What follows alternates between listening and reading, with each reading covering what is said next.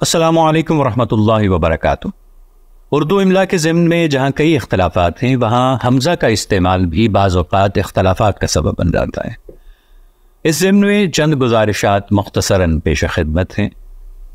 حمزہ ایک باقاعدہ حرف تہجی ہے، لیکن اس کے بارے میں ایک غلط فہمی یہ ہے کہ حمزہ کوئی حرف تہجی نہیں ہے بلکہ محض ایک علامت ہے، اور اس کی وجہ شاید یہ ہے کہ عربی کے حروف تہجی میں حمزہ بظاہر شامل نہیں ہے، لیکن حمزہ دراصل الف کا قائم مقام ہے۔ جب ہم عربی حروف تہجی پڑھتے ہیں تو حمزہ، با، تا، ثا، جیم، ح، خ وغیرہ پڑھتے ہیں، تو یوں کہنا چاہیے کہ حمزہ دراصل الف ہی ہے۔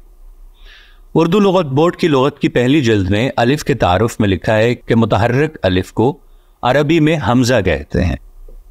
اب حمزہ کا اردو میں استعمال کیسے ہوتا ہے؟ حمزہ کے استعمال کے ضمن میں بعض اختلافات کے باوجود بیشتر اہل علم اس بات پر متفق ہیں کہ لفظ لیے میں حمزہ نہیں آئے گا، لیکن افسوس کہ بعض اخبارات اور رسائل اب بھی لیے کو یعنی یہ کے بجائے حمزہ سے لکھ رہے ہیں۔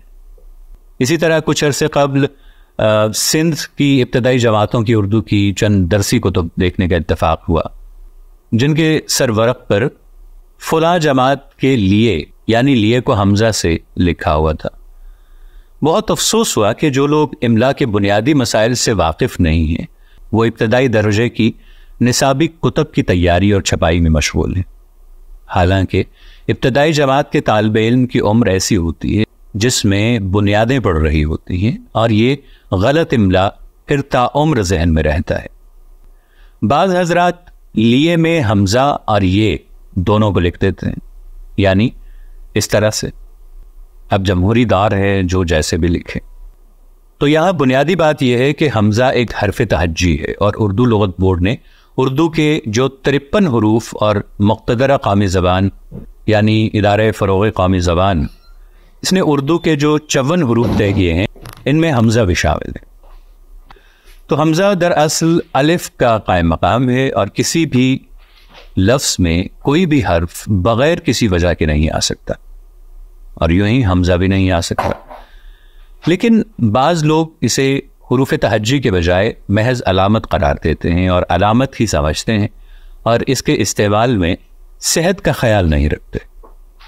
تو اگر کوئی حرف کسی لفظ میں بلا وجہ آ جائے تو اس لفظ کے ہجے یعنی سپیلنگ غلط ہو جائیں گے۔ تو کیا ہم انگریزی کے کسی لفظ میں کوئی حرف غیر ضروری طور پر لکھتے ہیں؟ ہرگز نہیں، کیونکہ اس طرح آپ کو فوراً جاہل کا خطاب مل جائے گا۔ اور رہی اردو، تو اردو کا بھی یہ حال ہے کہ غریب کی جورو سب کی بھابھی، لیکن انگریزی تو بیگم صاحبہ۔ اب وہاں کس کی مجال ہے کہ انگریزی میں ایک حرف کی بھی غلطی کرے؟ تو حمزہ کے استعمال کے کچھ اصول ہیں، اس سلسلے میں ماہرین نے ان اصولوں کو طے کیا ہے۔ مثلا پہلا اصول یہ ہے کہ جن الفاظ میں حمزہ آئے گا ان کے لیے شرط ہے کہ ان میں حمزہ سے پہلے الف ہو، جیسے آئیے، چاہیے، لائیے، فرمائیے، کھائیے وغیرہ، ان سب میں حمزہ آئے گا۔ دوسری شرط یہ ہے کہ حمزہ سے پہلے واو ہو، جیسے کھوئیے، روئیے، دھوئیے وغیرہ۔ ایک اور صورت حمزہ کے استعمال کی یہ ہے کہ حمزہ سے پہلے والے حرف پر زبر ہو، جیسے گئے، نئے۔ تو گئے میں گاف پر زبر ہے اور نئے میں نون پر زبر ہے، اس لیے یہاں حمزہ چاہیے۔ اسی طرح لفظ لیے کا املا دراصل لام یہ ہے، اس لیے اسے لیے یعنی لام حمزہ یہ نہیں لکھنا چاہیے۔ لیے، کیے، دیے، سیے، جیے، لیجیے، کیجیے، دیجیے وغیرہ لکھنا غلط ہے، یعنی حمزہ سے لکھنا غلط ہے۔ ان کے تلفظ میں حمزہ کا کوئی کام نہیں ہے، اور ان کا درست املا بغیر حمزہ کے یعنی کیے، لیے، دیے، لیجیے، کیجیے یعنی یہ کے ساتھ ہوگا۔ چاہیے میں بھی حمزہ نہیں چاہیے۔ اسی طرح جمع کے لیے چاہیے درست ہیں، یعنی دو یہ لکھیں گے اور حمزہ کے بغیر لکھا جائے گا۔ اسی طرح آزمائش، نمائش، فرمائش وغیرہ کے ضمن میں رشید حسن خان صاحب نے فارسی کی سند دی ہے کہ فارسی میں ایسے موقعوں پر حمزہ کے بجائے یہ لکھی جاتی ہے، یعنی آزمائش، فرمائش، نمائش وغیرہ۔ لیکن اردو کے لیے فارسی کی سند لانا بنیادی طور پر غلط ہے. اگر فارسی کی سند دیں گے تو پھر ہر معاملے میں دی جائے, لیکن سوال یہ ہے کہ پھر اردو لکھنے کی ضرورت ہی کیا ہے, پھر فارسی ہی کیوں نہ لکھی جائے. ہاں, جب فارسی لکھیں گے تو فارسی کے اصولوں کی پیروی کی جائے گی.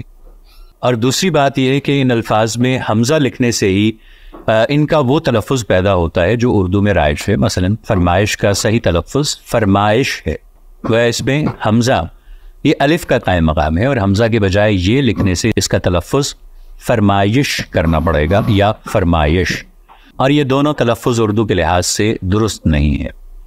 فرمائش, فرمائش, فہمائش, آزمائش, گنجائش, ستائش, آلائش, آرائش, ان سب میں حمزہ لکھنا چاہیے, ورنہ اردو کا درست تلفظ ادا نہیں ہو سکے گا.